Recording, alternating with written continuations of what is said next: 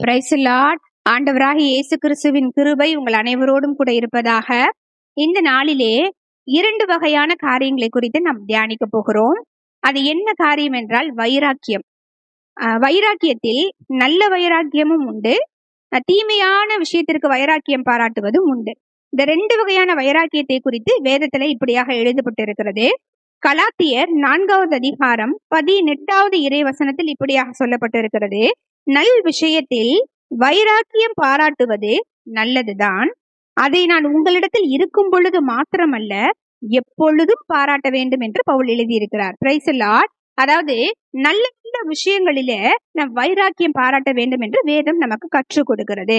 எந்தெந்த விஷயத்தில் வைராக்கியம் பாராட்ட வேண்டும்?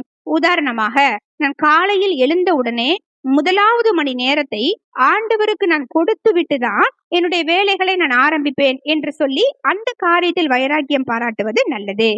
நான் ஜெபிக்காமல் எந்த ஒரு வேலையும் செய்ய மாட்டேன், ஜெபிக்காமல் சாப்பிட கூட மாட்டேன் என்று சொல்லி ஜெபம் செய்துவிட்டு, எந்த காரியமாக இருந்தாலும் ஜெபம் செய்துவிட்டு அந்த காரியத்தை செய்வதில் வைராக்கியம் பாராட்டுவது நல்லது.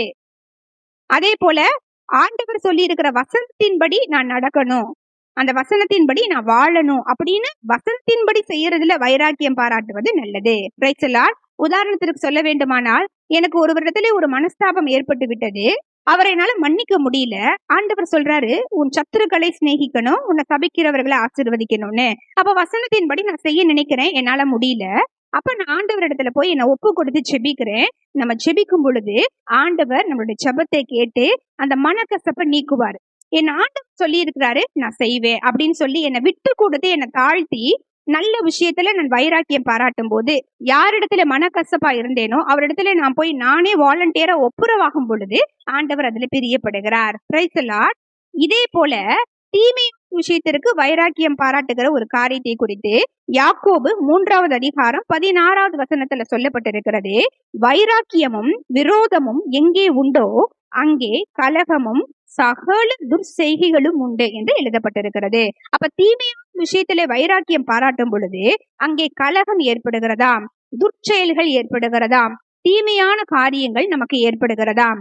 அதனால தீமையான காரியம் என்று சொல்லுதான், ஒருத்தவங்கள்ட்ட மனக்கசப்பா இருக்கும் பொழுது வசனத்தின்படி நான் செய்யாம என்னால அவங்கள மன்னிக்க முடியாது, அவங்க எனக்கு விரோதமா இப்படி பேசிட்டாங்க, அவங்க மூஞ்ச கூட நான் பார்க்க மாட்டேன், அவங்க இடத்துல நான் பேச மாட்டேன்னு சொல்லி சில காரியங்களை நம்ம வைராக்கியம் பாராட்டுவோம்.